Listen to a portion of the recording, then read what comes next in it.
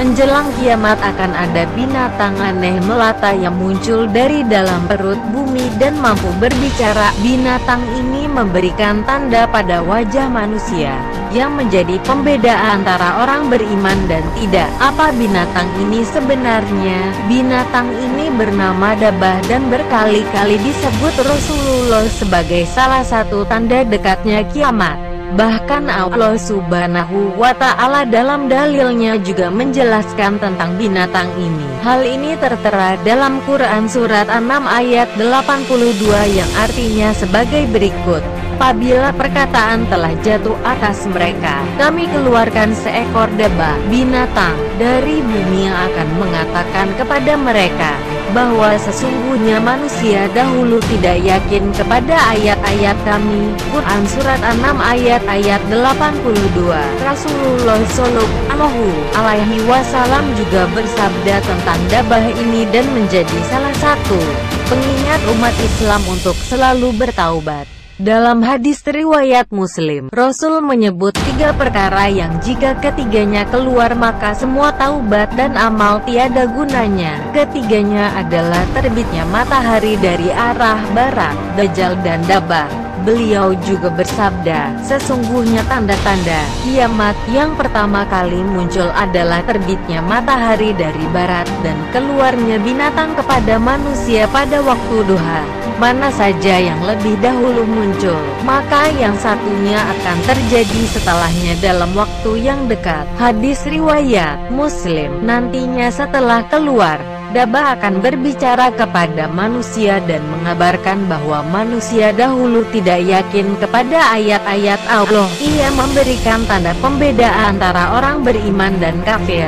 Tanda untuk orang yang beriman adalah wajah yang bercahaya, sedangkan yang tidak, tandanya diberikan di bagian hidung sebagai tanda kekufurannya. Nantinya Dabah akan keluar dari Mekah, dari masjid yang paling mulia. Hal ini berdasarkan hadits yang diriwayatkan dalam Majma' uz-Zawaid bab 8 hal 7-8 dari Hudzaifah bin Asyid secara marfu. Perbedaan pendapat banyak terjadi di kalangan ulama tentang dabah ini. Dabah secara bahasa memiliki makna hewan yang berjalan di atas bumi. Beberapa ulama mengatakan bahwa dabah adalah anak unta yang disapih dari unta Nabi Sholih. Hal ini berdasarkan hadits yang diriwayatkan oleh Abu Dawud atau Yalisi dari Hudzaifah bin Asyid al-Ghifari, bahwa Rasulullah menyebut tentang dabah, lalu beliau menuturkan hadits. Di dalamnya ada ungkapan, kedua, dabah adalah al-jasasah yang disebutkan dalam hadits Tamimah daripada kisah Dajjal. Pendapat ini dinisbatkan kepada Abdullah bin Amr bin Ash. Pendapat ini tidak kuat lantaran sifat-sifat dan apa yang dilakukan oleh si dabah tidak cocok dengan gambaran al-jasasah dalam hadits Tamimah dari. Ketiga, dabah adalah ular yang mengawasi dinding Ka'bah yang disambar oleh elang ketika orang-orang Quraisy hendak membangun Ka'bah. Pendapat ini dinisbatkan oleh Al-Qurtubi kepada Ibnu Abbas radhiyallahu anhu, hanya beliau tidak menyebutkan sumbernya. Keempat, dabah adalah manusia yang berbicara, mendebat dan membantah orang-orang yang gemar melakukan bidah dan kekufuran agar mereka berhenti, agar jika mereka binasa dengan keterangan, hujah yang nyata. Kelima, dabah adalah bakteri yang berbahaya yang akan membuat manusia menderita. Bakteri tersebut melukai bahkan bisa membunuhnya.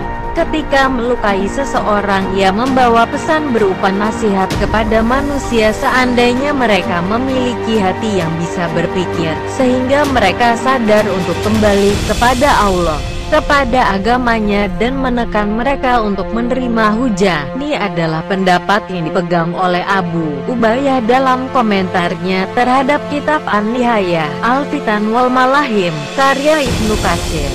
Bagi kita, cukup saja percaya dengan kabar dari manusia paling dekat dengan Allah, Nabi Muhammad ini. Selebihnya kita serahkan kepada Allah yang Maha Tahu atas segala yang telah dan akan terjadi.